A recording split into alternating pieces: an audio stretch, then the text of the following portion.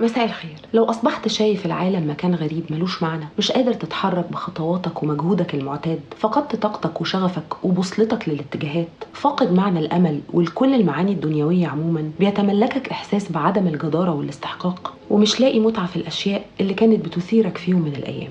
عايز تغير شيء ملموس عشان تتحرر. طيب السؤال الأهم، وقفت قبل كده لحظة، وقفت بجد ووقفت كل حاجة بتعملها وأي قرارات مصيرية هتاخدها عشان تتأكد من دوافعك تجاه اللي انت مقبل عليه ورغبتك الحقيقية فيه؟ أراهنك ولا مرة. اللي بتمر بيه دلوقتي هو كل الوقفات اللي كان المفروض تقفها مع نفسك، مواجهة مباشرة مع النتائج اللي وصلت لها في حياتك بعد محاولات التكيف مع البيئة المحيطة بيك. انت عملت كل الحاجات اللي ماما وطنط هناء جارتكو فكروا فيها ليك انت ومحسن ابن طنط هناء قبل ما يناموا بالليل، حاجات عملتوها اوتوماتيكلي من غير ما ماما وطنط هناء يتفقوا عليكوا لا سمح الله. وروحك بتجبرك على التوقف دلوقتي، اما لانك مش راضي عن النتائج او راضي عنها بس برضه محبط.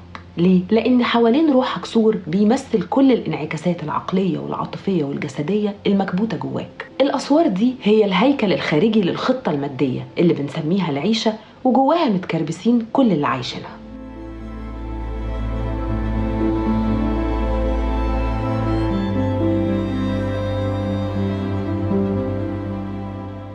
في نوعين من البشر، نوع متغير وليه فكر متمرد وشكل مختلف في كل مرحلة من حياته، بيتأثر بالتجارب وبيكثر التأمل في روحه وألمه وعلاقاته بالآخر، ونوع تاني بيتولد وبيعيش أطوار النمو الطبيعية والنموذجية للبشر، شبه نفسه في كل الأوقات وقبل كل التجارب وبعدها. مفيش رحلة شبه التانية، وفي الرحلة دي بيسعى بعضنا للسلام والراحة من خلال الفكر الديني، الفلسفة الروحية أو علم النفس، وغيرهم بيسعى للراحة والسلام من خلال تخدير العقل، وفي اللي بيعمل ميكسات، وكلنا بنواجه سؤال وجودي: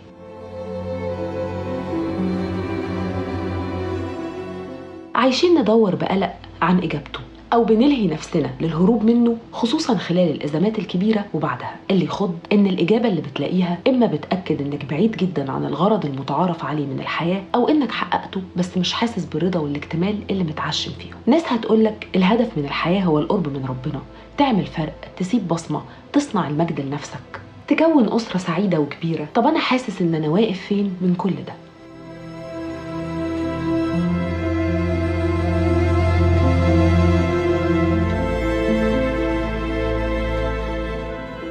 مصطلح قديم وليه مفاهيم نسبية في الأديان والأساطير والحضارات والعلوم، متعارف عليه بأسماء زي الأزمة الوجودية وأزمة منتصف العمر وأشكال الاكتئاب واليأس، ومعاني زي التفكك الإيجابي في علم النفس وخسارة الروح أو النزول إلى العالم السفلي في الشامانية، ورحلة إلى العالم الآخر في الأساطير اليونانية. والمتفق عليه إنها عملية نمو بتدخلها شخص وبتخرج منها شخص تاني أنضج وأوعى على مستويات كتير، مرحلة انتقالية صعبة ومهمة من مراحل تطور الشخصية الفريدة في الأصل للوصول لتصور أعمق عن الحياة ومكانك ودورك فيها. عقلك بيزدحم بالأفكار والتساؤلات وبيرفض الاستسلام للتعايش التقليدي، فبيجنح للحصول على إجابات مختلفة. هي رحلتك في البحث عن المجهول، لأن في شيء خفي في لا وعيك قرر يزعجك ويلعب في صواميل إدراكك المحدود اللي انت عايش بيه. انتقال الشيء ده للوعي مؤلم، لأنه بيذبح المفاهيم اللي عشت عمرك كله مؤمن بيها، زي الهوية والموروثات والأنظمة والعلاقات الإنسانية، المفاهيم الأساسية اللي بنستمد منها كل معنى ليه قيمة في حياتنا. اللي مروا بالتحول ده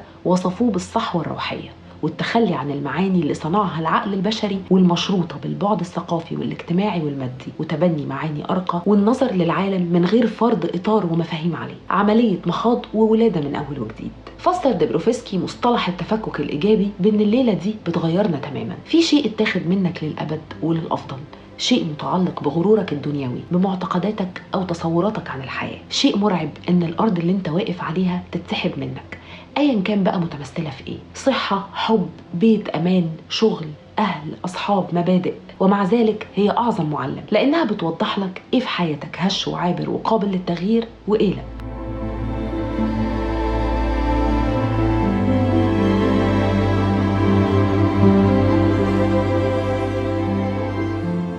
مش مرتبط بعدم تحقيق أهداف ونجاحات، على قد ما بتكون تساؤلات حول طبيعة المفاهيم دي من الأساس. يعني ممكن تيجي لحد حقق كل حاجة تمناها، أو يحصل شيء صادم تعجز عن تفسيره بمفاهيمك الحياتية: تشخيص نهائي المرض قاتل، تقدم في السن، تجربة قريبة من الموت، انفصال، فقدان روح قريبة، بيت أو وطن، اكتئاب انتحاري، خسارة كاملة لإيمانك الديني، سقطة مهنية، صدمة عاطفية عنيفة، فينهار الإطار الخارجي لمعنى الحياة والغاية منها، وده يقودك لمكان مظلم تلاقي نفسك في مواجهة شيء بعيد عن كل تصوراتك الدنيوية عن الحياة. هبسطها لكم.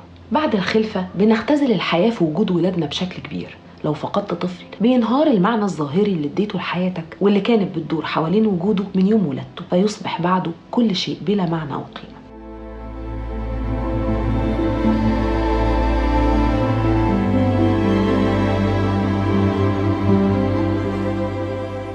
عمليا انت محدش اجبرك على خطوات في طرق بعينها، لكن علميا بيحصل حاجة اسمها تكيف تعسفي ذاتي بتكتسبه من الثقافة المحيطة بيك. وخلال مراحل النمو الفكري المختلفة اللي بنعدي بيها بنتأثر بجوانب كتير. نمونا الجسدي بيكتمل في سن معين، لكن النمو الفكري للبعض ما بيكتملش خالص، وعند آخرين لا يتوقف عن النمو.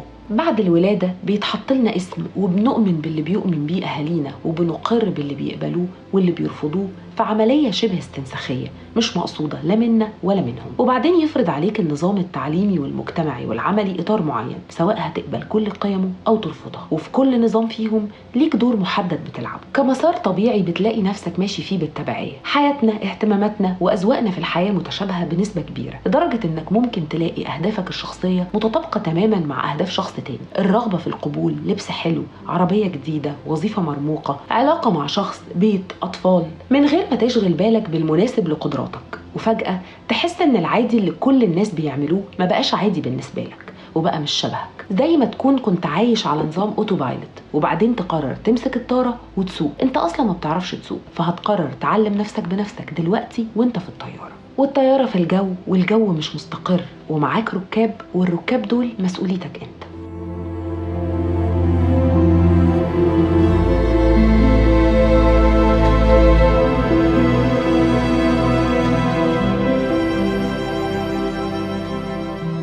الموضوع مخيف وفلسفي جدا. الليلة دي ممكن تكون مكلفة قوي لو استمرارها نتج عنه اكتئاب أو يأس، أفكار انتحارية، إدمان، أو قرارات مؤذية لينا وللي حوالينا. الشخص هنا بيصارع إحساسه بمعنى وجوده، شعور إنه لا ينتمي لأي مكان، والأسهل هو الاستسلام للعدمية، لموجة عالية ترفعك وتسوقك لفضاء غامق. جاذبية الراحة من المسؤولية والضغوط وإحساس إنك ضحية أقوى منك ويبدو مطمئن لشخص تاني. اجتياح مشاعر الحزن مع الإحباط وفقدان الإحساس بالشغف، الأهداف والمعاني والثوابت، مع ألم الانفصال الاضطراري عن التعلق المادي والعاطفي. أصعب جزء في ليلة الروح المظلمة هو مواجهة ضلك اللي فيه الأجزاء المكبوتة من نفسك، زي مخاوفك ورغباتك وصدماتك. واحد من أكبر مخاطرها على الإطلاق هو تبني أيديولوجية متطرفة أو عقدة نفسية قديمة وإسقاطها على الآخرين بدون وعي. إنك تستك في نص الطريق وتتخيل إنك خلصته، وبدل ما تكسر الحدود اللي جواك تقويها فتتحول لنسخة أسوأ منك. وده بيحصل لناس كتير حوالينا وبنشوفه في التطرف وتبني العقائد الإرهابية، خصوصا إن الأزمات الروحية حساسة جدا ومفيش وقت محدد لاستمرارها، ظهورها أو انتهائها. هي تجربة شخصية تعتمد على طبيعة الفرد،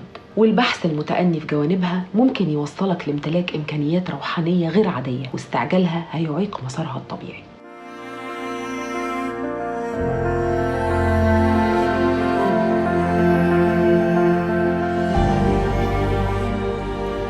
من خلال التأمل الصادق والاسترخاء من غير اشتباك مع نفسك أو مع غيرك. التأمل هيساعدك في السيطرة على انحرافات وأوهام عقلك، والاسترخاء هيساعدك على الانفتاح والاستسلام، لأن التوتر مش هيكشف عن شعورك، هو بس هيوصل لمخك إنك رافض الشعور، فمخك هيهمشه من بره وإنت محتاج تحس بكل حاجة دلوقتي بمنتهى الوضوح. ابعد عن كل شيء ممكن يشتتك عن الهدف الرئيسي لخوض التجربة دي، وخليك ممتن بس في المرحلة دي لأنك عايش وبتتنفس. فهمك للعملية اللي بتمر بيها خطوة أولى مهمة في إنك تلاقي المعاني اللي هتقرر تتمسك بيها وإيه اللي هتتخلى عنه.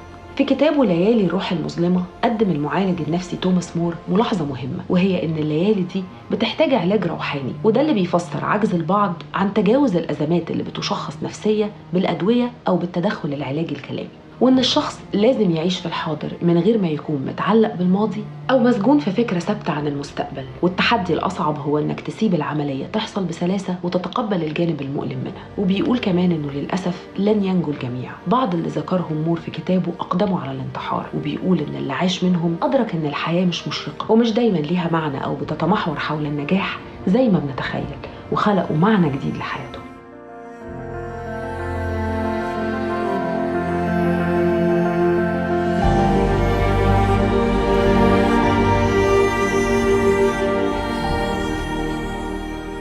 بتجيلي رسائل من ناس بيسألوا أسئلة وجودية: أنا ليه بيتم اختباري بشكل صعب؟ أنا مش عايز أكون حاسس بكل الأحاسيس الوحشة دي، أنا مش محقق أي إنجازات مادية، مش حابب شكلي، ما عنديش علاقات مريحة ودافية بتحسسني إني مرغوب، أنا ليه بختبر القسوة دي من أقرب الناس ليا؟ أي شخص بيعاني ممكن يحس إنه ملعون، إلا إنه في الحقيقة مبارك ومختار، لأن قبل أي عملية نمو حقيقي أو شفاء كامل لازم يحصل تدمير لكل تصوراتك عن اللي هيوصلك للسلام والسعادة، وده نادرا ما بيحصل بدون اختبارك الشخصي للمعاناة.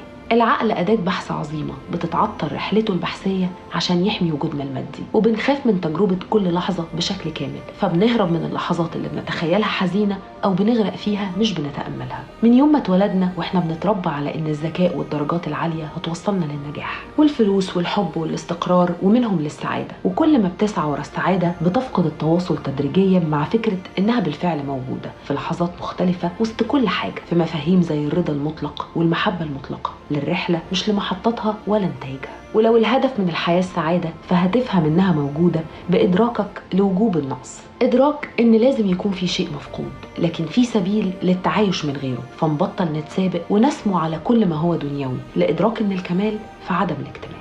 أنا آية شعيب وده موقف السلام، ليلتكم فيها نجوم وضحك كتير.